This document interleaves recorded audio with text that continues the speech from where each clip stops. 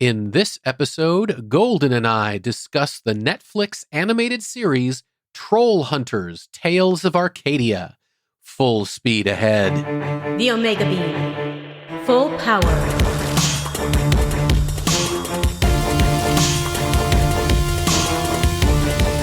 Welcome to the Omega Beam number 104. I'm your host, Oren Merton. Did you know that Academy Award-winning director Guillermo del Toro created not just an animated series for Netflix, but an entire interconnected animated universe called the Tales of Arcadia? Well, the first series in that universe, Trollhunters, Tales of Arcadia, ran for 3 seasons from 2016 to 2018. We just finished it, and that means it's time to talk about it. So we keep spoilers to a minimum. If you've watched the whole series yet, a few episodes, or you haven't even started, you're good to go. So let's get to it.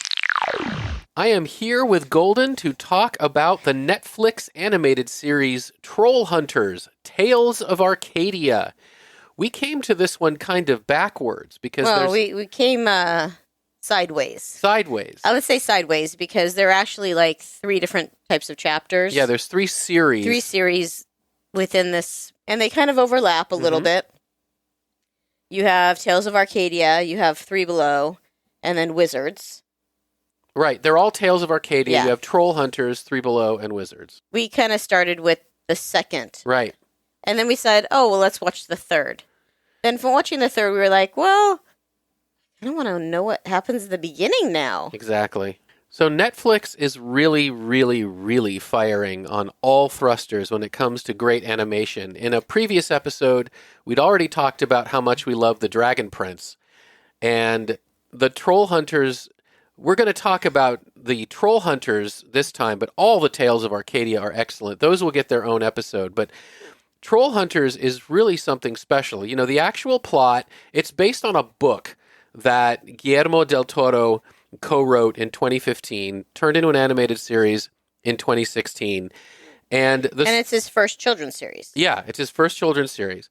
And the plot itself doesn't necessarily seem all that unusual. A young boy, Jim Lake Jr., teenager, finds a mysterious amulet, and when he finds this amulet, he suddenly becomes a troll hunter, and other trolls who are looking to him to be their hero from under the earth find him, and it's a whole thing. Which it's a little kind of tense and strenuous strained because of the fact that there's never been a human troll hunter. Right.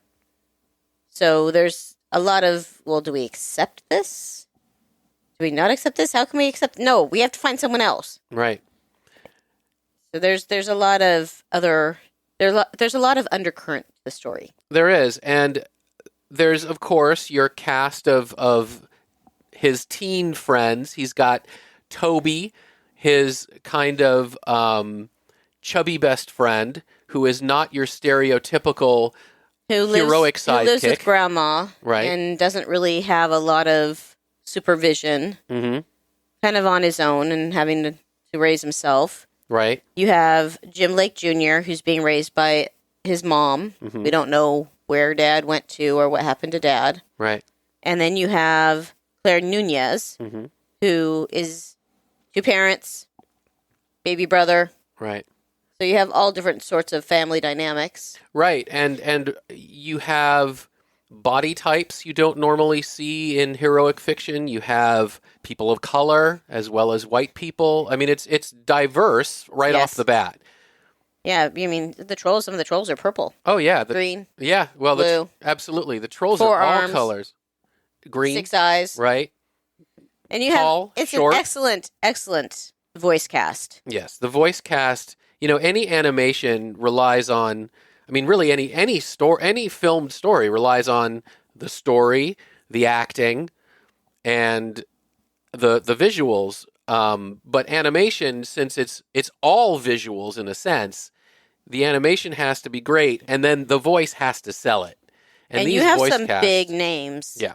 Kelsey Grammer, Clancy Brown, Angelica Houston, Frank Welker, Thomas Wilson, Mark Hamill, Lena Headey, Ron Perlman.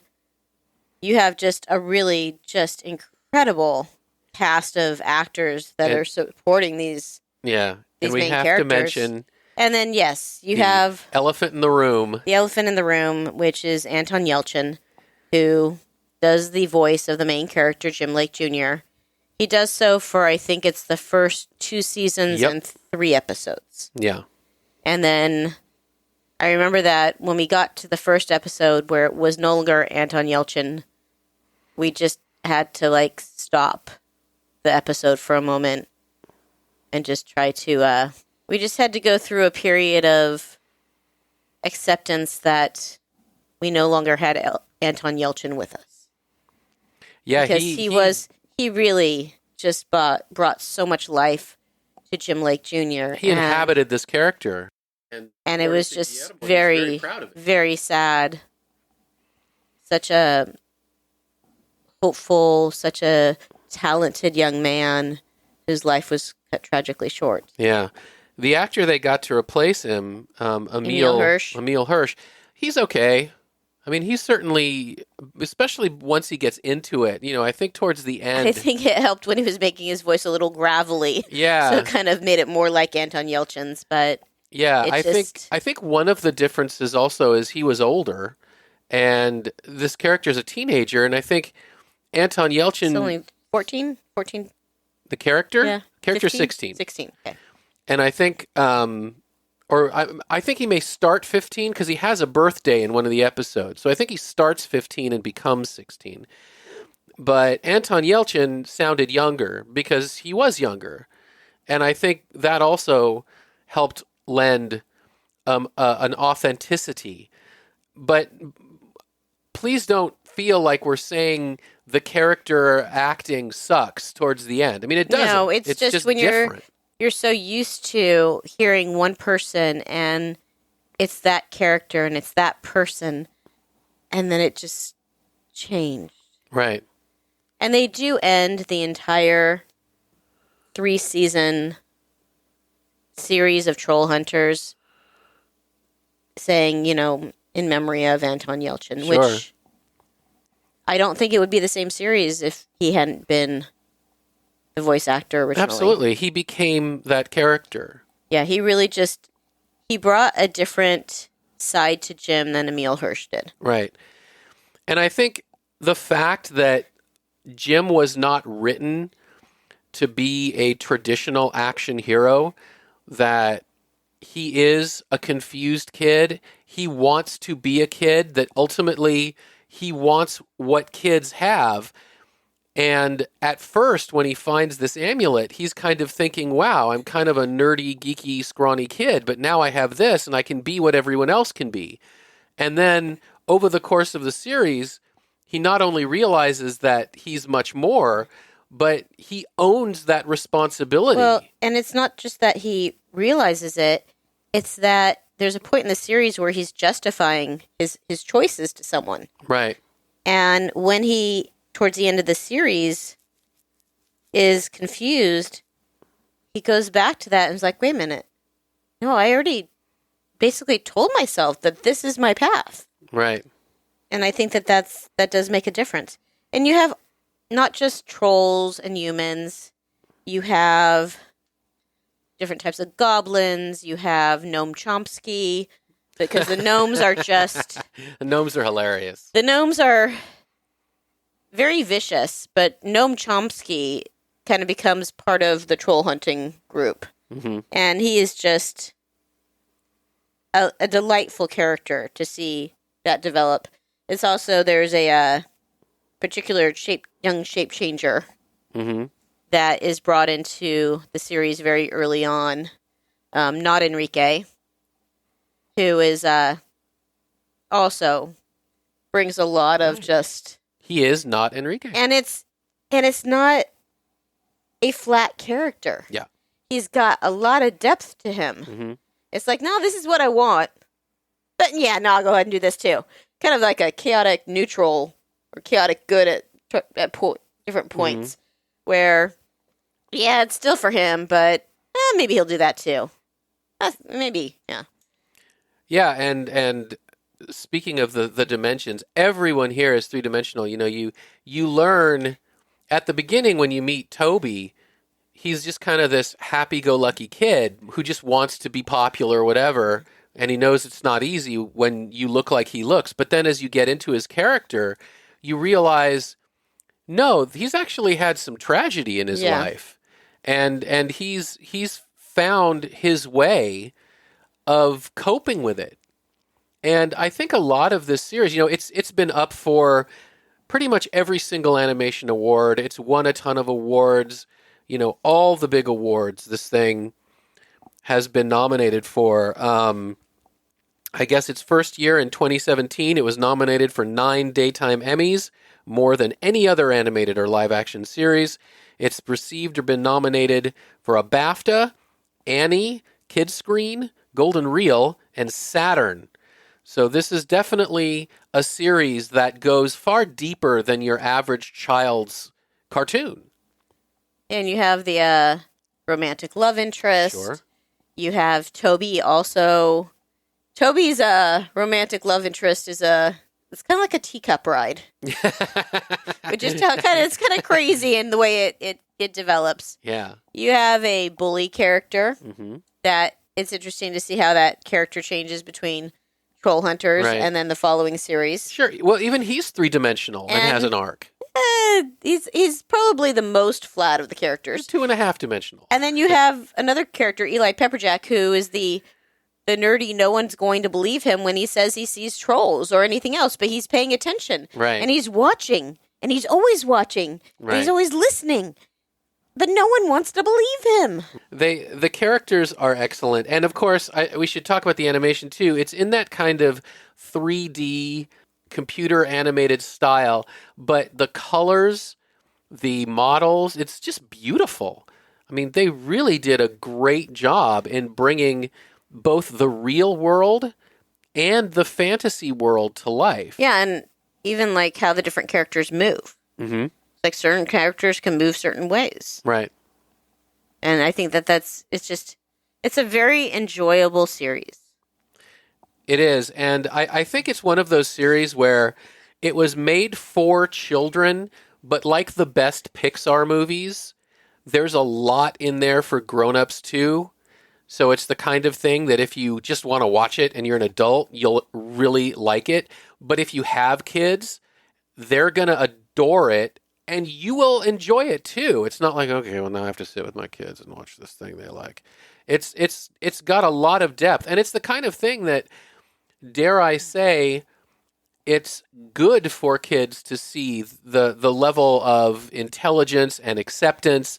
And the series, because it's 52 episodes long in 3 parts. 53? Is it? 52 or 53? 53. Okay. So 53 episodes, that really gives it time to decompress the story, to really walk through what characters are going through. It doesn't whisk it away. And according to IMDb, I mean, Guillermo del Toro had originally envisioned this as a movie and said, no, there's too much to tell. Yeah. And he also has a role in the series. He does. And it's fun. It's a very scary role. As most people are afraid of dentists. That's true. He plays a dentist. Or just don't like the dentist. Really just a fun show. And they go into a little bit of mythology in terms of Merlin and Morgana. And just, what is the troll world like? Right. The mythology is really deep. The world building is really deep. I should also mention that I think it has some scares that maybe little kids and some intensity that maybe little kids might be frightened of, but it's not that, I think. It's certainly not that gory. I mean, there's no blood in it, really, but it is a little bit more maybe thoughtful as well as intense than a really little kid could get in. So Claire's mom is running for office against Mr. Hammes, Hammes, which is played by Chad Hammes, who is the producer and director. I thought that was kind of neat. Apparently, at one point, Conjugar is voiced by Tom Hiddleston. Really? So interesting. I'm just going through IMDb and looking at some of the cast. That's fun. And there is a character called Unkar. Unkar the Unfortunate. Right. Which is Wallace Shawn. Inconceivable. And then for those of you that are paying attention to Marvel and She-Hulk, right, Tatiana Maslany voices one of the main characters in the second series, Three Below. But they're introduced in in part 3. Her and her brother, Trollhunters. Krell, played by Diego Luna, are introduced in this series. Yeah. Those of you that are Harry Potter fans, David Bradley is the voice of Merlin. Mm-hmm. He was the caretaker of the grounds, the groundskeeper in the Harry Potter movies. So it's a really fun cast. And I think that Lexi Medrano as Claire Nunez and Charlie Saxton as Toby do an excellent job. I mean, the characters are very believable for who they are. Definitely. I mean, this is the kind of animated series, in the olden days, they were all episodic. They just had an adventure for an episode and it was over, and then the next episode began. But recently, or, maybe the last decade or so. Just, understand if you go to watch these, there's going to be times where you're like, this episode's over? Yeah. Nope. Watch the next one. Exactly. And there's a couple of them that do specifically say part 1 and part 2. But in general, I found that there were kind of 4 episode or so mini arcs. And I think that's a great way to digest this, that if you want to binge, massive amounts of it at once, have at it. That's one of the great things about Netflix. But if you want smaller doses, they're only half-hour episodes, so they're about 22 minutes. An arc is maybe 3-4 episodes. So you can really take in an entire arc at a time if you want. And that's, I think, a really good, nice chunk of storytelling. Definitely one I would recommend for all ages. Yeah, absolutely. Well, thank you, Golden. You're welcome. And that's it for this episode. You can find the show notes at theomegabeam.com/104. If you liked this episode, please leave a review wherever you listen to podcasts. Reviews help people who like this stuff find our podcast. If you have any comments or suggestions, please drop us a line at info@theomegabeam.com. Be good to yourselves and each other, and we'll catch you next time. The Omega Beam. Full stop.